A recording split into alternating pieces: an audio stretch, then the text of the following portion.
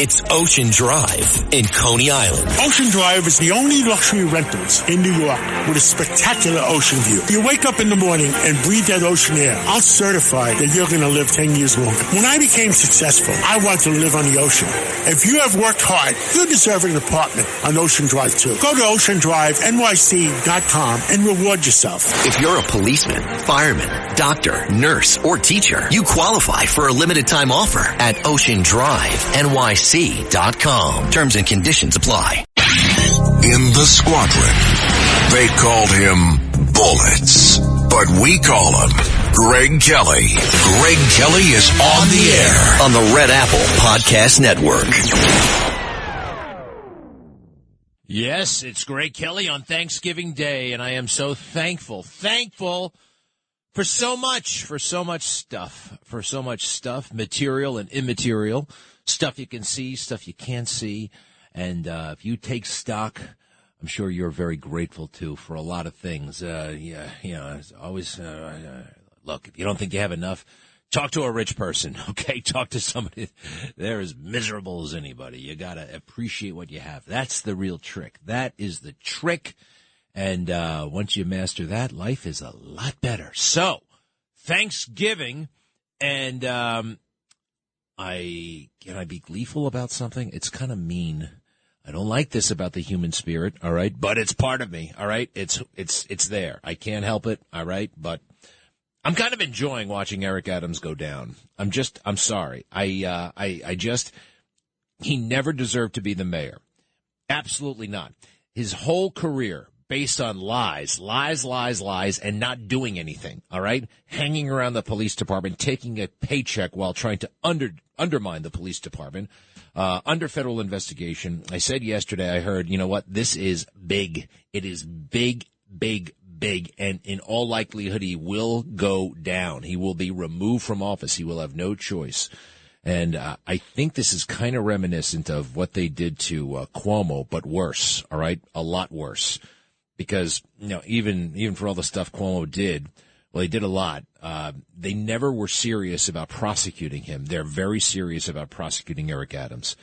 And now this headline that has shocked even his supporters, that he is being sued for, is it sexual assault or sexual harassment? Let's see here. The New York Post, they broke the story, and now everybody's got it. Happy Thanksgiving, Eric. Sorry, this is live in the big city. He's being sued. Oh, you know what? The editors there are now, the New York Post has a big soft spot for Eric Adams. I don't understand why. Well, I understand one part of it. They were foolish enough to endorse him. Like, wow, he really is good. He really is good on law enforcement. No, he never was. He conned you guys, all right? He conned you guys, and you fell for it. So he's being sued at, let's see here, he's got a New York City mayor accused of sexual assault in 1993. Mayor of New York City, Eric Adams, has been accused of sexual assault in a court filing submitted on late Wednesday. The summons against Adams alleges that the plaintiff was sexually assaulted by defendant Eric Adams in New York in 1993 while they both worked for the city of New York. It was filed under the Adult Survivors Act, a New York state law which provided a 1-year look-back window for adult sexual misconduct accusers to file lawsuits that previously would have been barred due to the statute of limitations. You know why they passed that law? So that maniac E. Jean Carroll could file a lawsuit against Donald Trump. You know who embraced it? The Democrat establishment. Kathy Hochul, Eric Adams.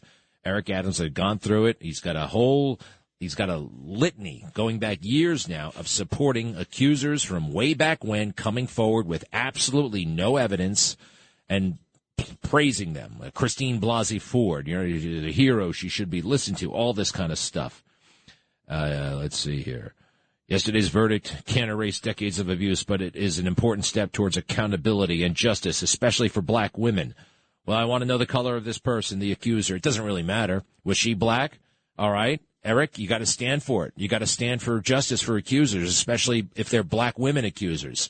Let's see here. Eric Adams says, Dr. Christine Blasey Ford showed incredible courage last week. Now's our chance to make our voices heard about Brett Kavanaugh's nomination. Call your senators. Hashtag believe survivors. Believe survivors, huh, Eric? Well, I'm going to have to believe this survivor, everything she's saying. Now, we don't have too much. Let's see here. And why some of these lawsuits are coming forward right now. The act expires. What is today? Is today the 23rd or the 24th? It expires on the 24th, tomorrow, right? The summons adds that the concerned sexual assault, battery, and employment discrimination on the basis of plaintiffs' gender and sex, retaliation, hostile work environment, and intentional infliction of emotional distress. 1993, if this sounds too long ago, right? Remember, Christine Blasey Ford, her allegations were from, I believe, 1983. And the whole damn country stopped and watched her testify. Remember that? E. Jean Carroll, we actually don't know because she can't remember if it was 1995 or 1996. What's her cat's name again? Okay. This has a lot more specificity. All right. Asked about the allegation, the mayor does not know who this person is. He's denying everything. The three-page summons does not detail the alleged sexual assault. The Guardian is withholding the name of Adams as accuser as the allegation involves sexual assault. All right, so it's known, it's in the court papers, but media outlets are holding back for now. The summons also names the New York City Police Department's Transit Bureau, the New York City Police Department's Guardian Association, social organization, as defendants. The accuser's attorney is a woman named Megan Goddard, and she said, Goddard Law, the law firm, is thankful for the Adult Survivors Act, which has given so many women the opportunity to seek justice. We are immensely proud of our clients and all the women who are seeking justice under the ASA, the Survivors Act. Kathy Hochul, they used it to get Trump. Now it's being used to get Adams. And it might just be used to get Joe Biden. Tomorrow's not over yet. We are also thankful for the legislature. May be considering reopening the window because of so many victims of sexual assault are only finding out now about the ASA. The summons comes as mayor, who was elected in 2021. Yeah, he was technically on the last day of school with 200,000 votes in a primary that nobody knew about. Faces scrutiny from the FBI, which is investigating his campaign. Its inquiry reportedly focuses on whether Adams's campaign unlawfully accepted money from the Turkish government in exchange for favors, such as pressuring the New York City Fire Department to speed up the opening of a Turkish consulate. There is a lot more they're looking at than that. On November 2nd, federal agents raided the home of Adams's top fundraiser, Brianna Suggs, seizing electronic devices and documents. The FBI also reportedly searched a Turkish Airlines executive's home, as well as a Brooklyn construction company owned by Turkish immigrants. And, of course, they took Adams's cell phone and iPad right from him. The FBI came up and took that stuff. So remember, the law is a scam law. It is a scam law. I mean, there's a reason why you have a statute of limitations. It's very difficult to defend yourself from stuff that happened, 30 years ago. How can you defend yourself? How could Donald Trump reasonably have defended himself from E. Jean Carroll? But look at what they did. Look at what the media did. Look at what the judicial establishment did. They elevated her. They sanctified her. They suspended disbelief. They just suspended logic. And they went with this crackpot story because everything's fine to get Trump. Now I have a sense that, this person, because she's not trying to make a political point, maybe there's really something here. Eric's in a lot of trouble, and he won't be the mayor for much longer. Can't happen. And the green light has been turned on, right? It's okay. He's fair game now. Now, people will say, well, he's only being targeted because he went against the Biden administration on immigration. There was a lot more friction between Adams and the Biden administration. There was a lot of kind of behind the scenes stuff, office politics stuff, really. Immigration, this was just another way for him to get attention and to keep the New York Post impressed. I should say fooled. So what do we think, huh? What do you think? Wow. Let me know if you're hanging around on Thanksgiving. A lot of people, what time do we eat dinner on Thanksgiving? It's like weirdly early. Why is dinner so early on Thanksgiving? It's kind of like a version of brunch in the afternoon, right? It's kind of like a brunch. It's not, nobody has dinner at 6:00. You have it at 3:00. Why is dinner so early on Thanksgiving? I have a feeling it has something to do with the Pilgrims and the Indians. I'm going to find that out. Okay. There are many reasons, but primarily, historically, dinner came before supper. It makes a more relaxed day. It's simply tradition. It's more convenient for traveling guests and, of course, to watch football. That's it. Sitting down for an earlier dinner allows for guests to arrive earlier. Ooh, that makes sense. Sit down for the meal without a long intermission between arrival and dinner and allow time for the feast to settle in their systems before making their way home. The Internet's amazing. It also allots a lot of time and people for dish duty shifts. Now, these are not official. Let's see. Respect the host's planning for the meal and find out when you're expected to arrive to eat as a group. If you are invited at 12 noon, don't arrive early. Give me a break. I know that stuff. What is the normal time for Thanksgiving dinner? According to the market research firm NPD Group, a little more than a third of Thanksgiving meals start between 5 p.m. and 6 p.m., and the peak time to start is 6. Well, that undermines my whole thing, because I've always had it at 3 o'clock or 3:30. Granted, you show up, and it does take a little while for things to actually get underway. I would say 5. It is kind of a form of brunch, but that makes sense. People come, you want to have something for them to do. Let that meal settle. What are you doing? Hey, Joe Biden right now is at a mansion that he does not own. He does own mansions, but for some reason on Thanksgiving, when you went into politics in the early 1970s, you know what you get hooked on? Corruption. Corruption and free stuff and not having to ever, ever, ever pay the bill. A United States senator in 1973, J. Edgar Hoover, I think he was still alive or he just died. Lyndon Baines Johnson was still around, right? This is before Watergate. It was literally a license to steal, literally, if you became a U.S. senator. And Joe Biden became a U.S. senator all the way back then. So it's the free stuff.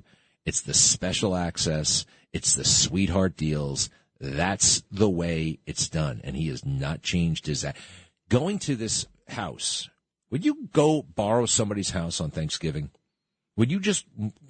If you're invited somewhere, that's one thing, by a friend, a family member, right? That's okay. That's fine. Maybe even stay overnight. But the arrangement right now is Joe Biden is at somebody's house, a guy named David Rubenstein. He's a billionaire, a multi-billionaire. He has a $40 million house in Martha's Vineyard. And Joe and Hunter and Jill and Ashley and Naomi and what's the other one with the funny name? Finnegan. They're all there right now. And no David Rubenstein. Why in the hell would you do that? He's got the White House. He's got Camp David. He can go to any military base in the country and be treated like a king. He could actually, you know what? If you want to go to Martha's Vineyard so bad, go stay at Barack Obama's house. Weren't you guys supposed to be buddy-buddy? Go stay there. Why would he go there? Number one, he has a taste for the finer things. Joe has and you can look at this throughout his career. He's always bitching about money, but he was dressed to the nines and had a mansion owned by the Rockefellers. How did he do it? By cutting corners. More than by cutting corners, just straight out corruption. Straight out, show me the money. He's at David Rubenstein's house, and David Rubenstein isn't there. If anything else, it's just rude. So unpresidential. He's got all of this stuff, the White House. He's got the Wilmington House. He's got the Wilmington Beach House. He's got a mansion in McLean, Virginia. Doesn't he have relatives or something that go to one of their houses if you got to go somewhere? So they're all going up to David Rubenstein. Now, who is David Rubenstein? Have you ever seen him? He's got a show on Channel 13. What a piece of work this dude is. He looks like an unmade bed, first of all right? He's very sloppy, and that's fine. But he's a host of a TV show. And it's called Peer-to-Peer Conversations. And you know who he sits down with? Like the most famous people and richest people he can get. You know, Bezos has been on his show. Back in the day, Steve Jobs was on his show. Peer-to-peer. You're a visionary, David Rubenstein? No, he's a swamp guy who got lucky. He started out as a speechwriter for Jimmy Carter. And then he just hung around the swamp. And he starts a little venture capital, but it's all government related. and he's a billionaire. Anyway, what a stinky system. What a terrible, terrible system. And he's not the only one. You show up with average ability in Washington, D.C. when you're 22 years old, and you stay with it, you will be a multi-millionaire. Who remembers Joe Lockhart? He was the Hey, wait. We got to turn the TV on to Channel 11 right now, please. Oh, why do we have MSNBC? Did you know there's a honeymooners marathon going on? I've seen them all a million times, but every time they play it on live TV, I must be a part of it. I'm going to find the remote control, and I'll be right back.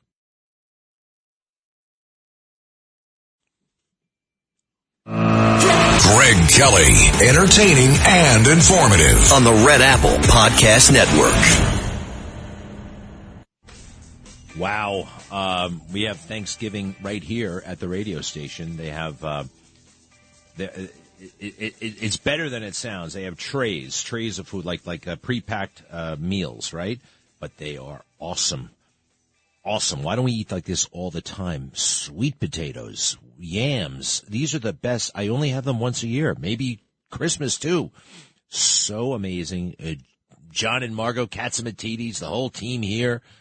Chad Lopez, the rest. Oh, wow. What a well-managed operation. And they take care of the people very, very beautifully. This is, wow. Now, can I have seconds, you think? I don't know about that. Because they're only I don't know. It's a skeleton crew here right now. Hey, do you mind? My daughter right now is at the parade. My daughters, Annalise and Madeline. Madeline's 1. Annalise is 3. You want to hear a conversation I had with a 3-year-old? Is she coming? Is she good or what with the language? She's 3. All right, here we go. Let's see. Where is this? Cut 27, please. A little conversation I had just a little while ago. And when I was a baby, I wanted cookies. Yes, that's. Well, you don't. Do you want cookies now? For them too much cookies for me, or my tummy hurt. Yes, that will happen. Tell me more. But a long time ago, I was a baby. How long ago? Like few hundred hours. A few hundred hours? It was a long time ago. Isn't that great? And I liked Shaja. And what? I liked Shaja, and I went in the kitchen sink. You went in the kitchen sink? Why were you in the kitchen sink? Because I was a baby. That's right, of course. What We can happened hold in the there. kitchen sink? That's where you take a bath when you're a baby, right? It's funny the memory she has. How could she remember that? She really was a little tyke. How long ago was this? Hundreds of hours. Keep going, please. The kitchen sink? Why were you in the kitchen sink? Because I was a baby. What happened in the kitchen sink? I just had a dream about when I was a baby. And you're not a baby anymore? What? Are you a baby? Mm-mm. What? How old are you? I'm 3. Okay. When did you stop being a baby? When I just grew and grew and grew. Now tell me more about you. What would you like to know? Isn't that great? What the monster did. So the monster ran away. I punched him right in the nose. And he ran away. This part, we were talking earlier about a dream that I had. But I take it a little bit too far, and then I reevaluate. Crying. And you know what? I felt a little bit sorry for the monster. I was sad for the monster. Why? Well, the monster isn't all bad. He's a little bit bad, but he's not all bad. Uh-oh. There's a little bit of good in everybody, even monsters. Maybe I don't know about that. Never mind. I keep you safe from monsters. Who does? I keep you safe from monsters. Yes, you do, and thank you so much. Let's pretend there's a monster. Oh, my God, there's a monster. Watch All out. right. It goes on like this. Yeah, I totally dialed that back. Well, sometimes you're supposed to think you're supposed to give them a lesson with just about every, you know what I mean? Everything's got to be a lesson. Not everything has to be a lesson, right? So I was trying, well, there's monsters, some of them. No, let's just accept monsters are bad, all right? Thank you for listening. Thank you, Annalise. Let's talk about you. I'll be right back. Greg Kelly, entertaining and informative on the Red Apple Podcast Network. Technology is a wonderful thing, right? We are making such strides, but sometimes we make too many strides and we forget about the basics. I'm looking at 4 beautiful flat screen TVs, beautiful, liquid plasma or pixelated, whatever that, 3D almost. The picture is absolutely perfect, and they're huge. And these TVs now, they're not incredibly expensive, right? We got 4 of them in the newsroom, and they're all on news channels. Now, the problem is I want to turn one of them to Channel 11 so I can watch the Honeymooner/Twilight Zone episode. And we can't because nobody can find the remote control. Oh, no problem, right? You just go up to the TV and change the channel. No, they don't have a dial anymore. They're like, we're shot by our own gun. The technology is like, you can't manually change the channel. There are a lot of little things like that. Like, who remembers the busy signal, right? Like, we could use that again. We could use the busy signal. Now you interrupt anybody's phone call when you call them. Like, I'm on the phone. If we did not have the busy signal, we would have invented it, right? We would have invented the busy signal. Now you interrupt all the time. So, all right, the Honeymooner thing is in progress. And what are you going to do? Hey, one of these days, I want to find out if Donald Trump ever met Jackie Gleason. I bet there's a picture of them together. I bet it's been everybody. Somebody once said, oh, I remember Karine Jean-Pierre. She's that hapless White House press secretary. She has actually gone around and publicly said that Donald Trump hates her. Donald Trump hates me because I'm a black, gay immigrant woman. She says it on every talk. I'm a black, gay immigrant woman, and Donald Trump hates that. I said, you know what? That doesn't sound like Donald Trump at all. He's totally wrong. Number one, he doesn't know who she is, right? Well, now he does, but this is even before she became White House press secretary. I'm a black, gay immigrant woman. Well, that's beautiful, but it's kind of irrelevant at the same time. So I looked it up. I just on a wild hunch. Let me see if I can find Donald Trump socializing with a black, gay immigrant woman. And I found about 50 of them. Okay, let's see. Martina Navratilova. They're at this event. They're at the U.S. Open. They're at that event. Now, granted, she's not black. All right, so let's see that. Then I went a little bit deeper, and then I found Andre Leon Talley. Remember that guy? He used to wear the great big blankets for clothes, and sometimes it was stylish. He's a black gay immigrant man, right? Oh, I found out, though, he's actually, even though he has a British accent, he's from North Carolina. So I've got going and going and going. And I think I found one. Naomi Campbell. Donald Trump and Naomi Campbell in 1990. Now, Naomi Campbell, I believe, is from the UK. I know she's black, and I'm pretty sure she might not be gay. She's definitely bisexual. Is that close enough for you? Karine Jean-Pierre, everywhere she goes, she talks about her gender and her orientation. I mean, everywhere from the White House podium, she has announced, I am a black, gay immigrant woman. And then around Gay Pride Month, she forgot about the black part, forgot about the immigrant part. It was just about being a gay woman. And almost like she was looking for, putting it out there. You know what I mean? Putting it out there that if anybody's down to get down, I don't know. It was a little bit too much on the a lot too much on the orientation. Anyway, I would like to hear from Donald Trump right now. He put out an official Thanksgiving message. Those videos? Let's go ahead and listen to that, please. I want to wish everyone a very happy Thanksgiving.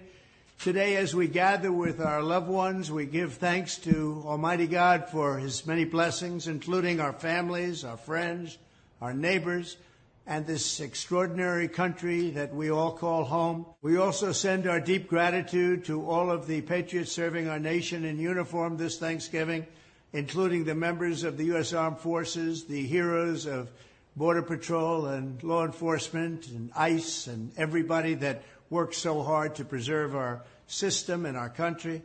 and working to defend our southern border and our police and first responders in communities all across America. This is a difficult time for our country, but do not lose heart or lose hope, because by the time we celebrate next Thanksgiving, our nation will be well on its way to being stronger, safer, more prosperous, and greater than ever before. Once again, happy Thanksgiving, and God bless you all. Talk about presidential, right? That's totally presidential. Now, Joe Biden, do we have a message from him on this Thanksgiving? He must have said something. He put out a tweet. This Thanksgiving, as Jill and I reflect on our nation's many blessings, we are thankful for our brave service members and the first responders who put so much on the line to keep us safe today and every day. The end. Period. Lame. Well, we just saw a leader, and then a tweeter. A leader, Donald Trump, and a tweeter, Joe Biden. His press office tweeted something. Well, the message that I just put out from President Trump isn't the one that's getting the most attention, at least from the fake news.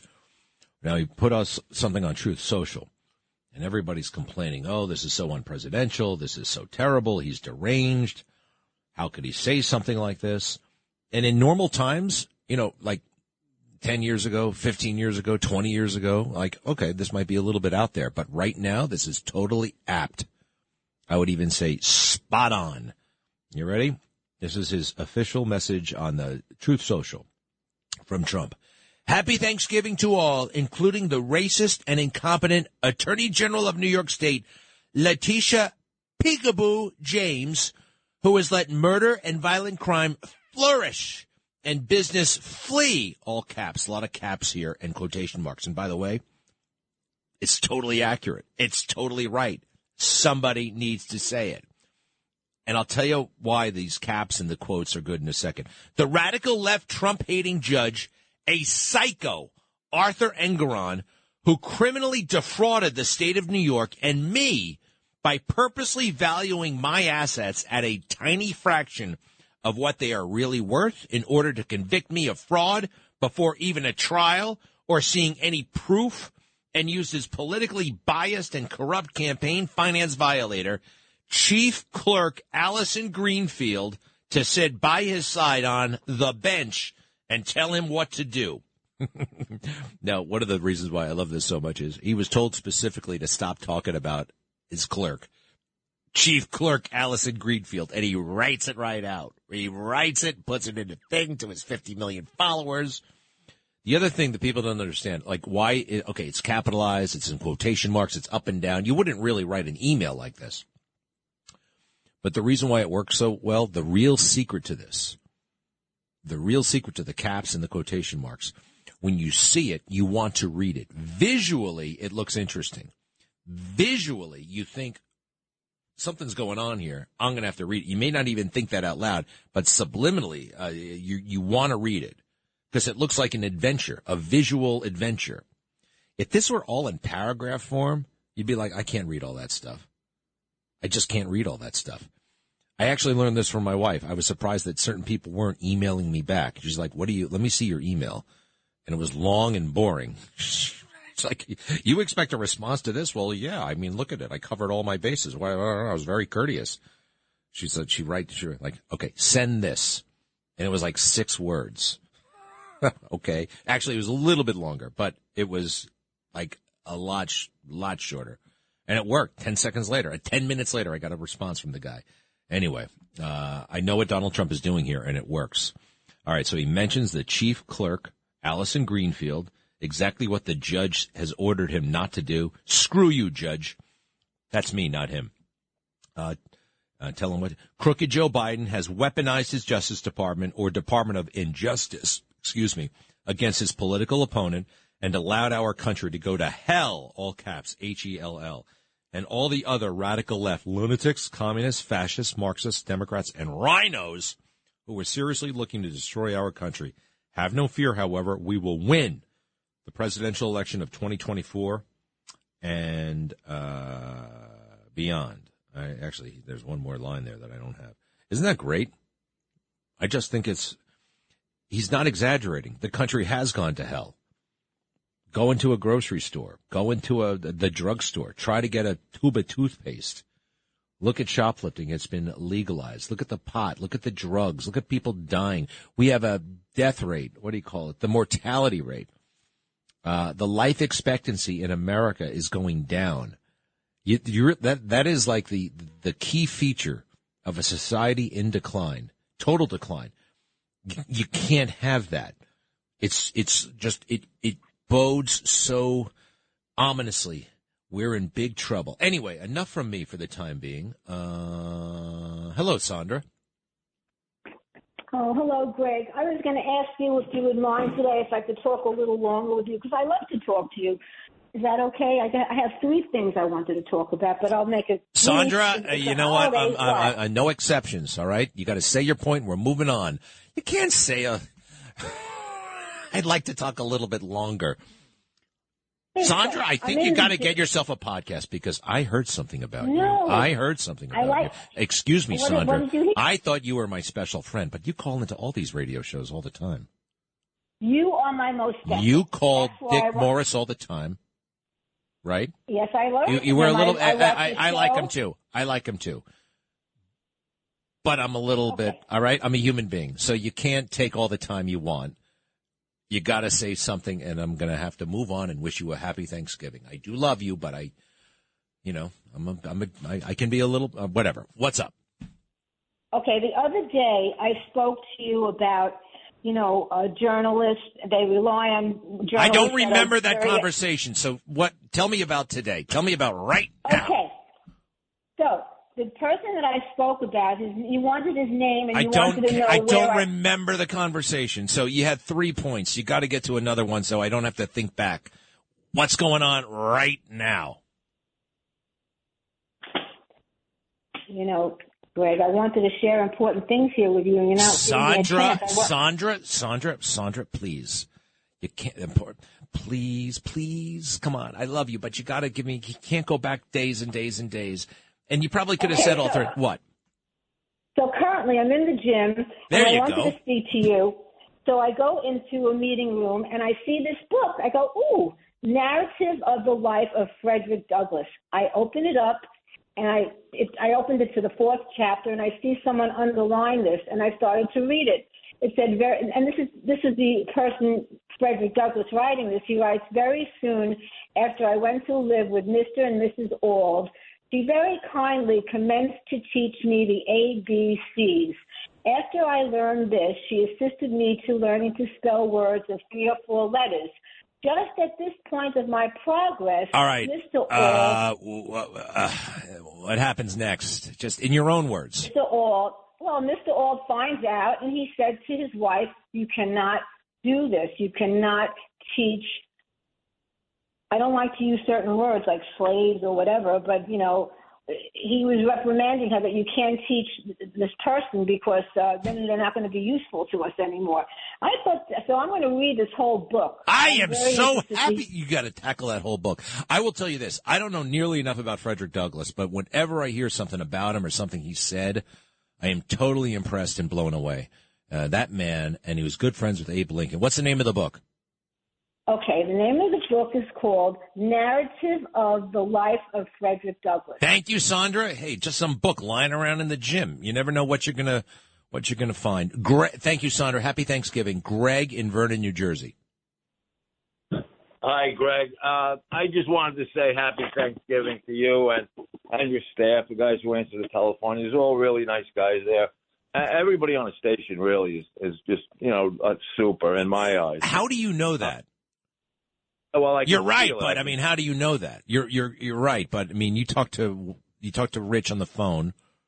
Who else do you know? Anybody here? Well, no, I don't know anybody's names. But, I know the host names. But look, you know what? By the way, the people behind the scenes are fabulous as well. I'm just curious. Like, you're very intuitive to pick up on all that stuff. So what's up? 5 years in sales, I can read people without even looking at them to a point. But I also just wanted to say, I think the pendulum is definitely swinging the other way. All the indictments against this Mayor Adams was nothing but a thief and a liar. That maybe that'll open the door to other prosecution of other Democratic politicians. and who happen to be black. And if I can make another point. Wait. Who happen to be black? What difference does that have to make with that? I mean, Well, it doesn't. I mean, Joe Biden is white.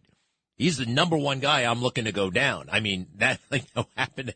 You want to go after the black politicians, not the white Democrat. The black Democrats, not the white Democrats. They're all rats, by the way, no matter what their what their skin color. Maybe you're getting into what Curtis. His complexion is his protection, and for Adams that has been the case, but it's about to expire. All right, remember there are good people and dirty people of all races, colors, creeds. I know you know that, Greg, and I'll be right back. Greg Kelly, entertaining and informative on the Red Apple Podcast Network. You know what I'm thankful for? James Woods. James Woods, the actor, possibly the best tweeter in the world. What a force for good. So entertaining, so informative, so interesting. Jamal Bowman, our nutjob congressman from the Bronx, who pulled a fire alarm. He pulled a fire alarm so he could stop the voting. Anybody in the world, any kid would get expelled from school. He's in absolutely no trouble, no censuring. They're still giving that George Santos guy a hard time because he lied about, I don't know, what college he went to or how well he did in college or something like that. Who cares? This guy's an absolute, this puts people's lives at risk. And, you know that you learn that like when you're 4 years old, a false alarm, if you pull the fire alarm. Hey, where's the dog show going on right now? There's a great big dog show. I don't think it's the Westminster dog show, but it's really cool. The best looking dogs in the world. They're all on Channel 4 right now. And, unfortunately, we're stuck on Channel 4, and we're stuck on CNN, and we're stuck on New York 1, and we're stuck on MSNBC because we don't have any remote controls to change the channel to the Honeymooners marathon that's in progress right now on Channel 11. Hey, more people are getting accused of all kinds of stuff. Axl Rose from Guns N' Roses, he's being accused of sexual assault going all the way back to 1989. I mean, this is insane. This is insane. However, with Eric Adams, again, he was a big champion of this, support the accusers no matter how long ago. And the Christine Blasey, statement after statement from him. I got him saying, believe women. Believe women. Why? Why? You believe evidence. You don't just believe women. Whatever happened to that? It's gone. Possibly forever. We need President Trump back. Hey, so the terrorism, we all thought it was terrorism on that bridge yesterday near Canada. Hochul, I thought that they were a little bit too aggressive in saying it was not terrorism. Let's see here. Cut one, please. Cut one. I want to be very, very clear to Americans and New Yorkers. At this time, there is no indication of a terrorist attack. Let me repeat that. At this time, there is no indication of a terrorist-involved attack here at the Rainbow Bridge in Western New York. Well, when she said that, it kind of reminded me of the Benghazi situation, which they told us was not terrorism. It was a little bit too much. I think it was too early to. Now, it may not have been terrorism. They say it was some guy on his way to a Kiss concert. He wanted to go see Kiss, and he just rammed the. It was a Bentley, by the way. And it blew up. Very strange. Really, really weird. May not have been terrorism, but that does not mean we're out of the woods. And New York remains a big target. But don't worry. The deputy commissioner from the NYPD, not the commissioner, by the way. We don't know who that is or where he is. Nobody seems to know. I actually still don't know his name. Do you? Ava, do you know who the commissioner is? Honestly. No, nobody does. It used to be. I remember there was a rule at New York 1. You never ID'd. You never put down the name of the commissioner. You never put down the name of the commissioner. You never put down the name of the mayor because it was redundant because these guys were so everywhere that everybody knew who they were. Nobody knows who this is. And instead, Rebecca Weiner is calling the shots, Deputy Commissioner of Intelligence. Listen to this. Do you feel reassured? Cut 5. extremist and terrorist organizations across the spectrum making statements, generalized calls to action, online rhetoric, real vitriolic rhetoric, some bias incidents, hate crimes. She really sounds like she's taking a bunch of kids to the zoo, and they're in 4th grade. And this is our guardian against terrorism.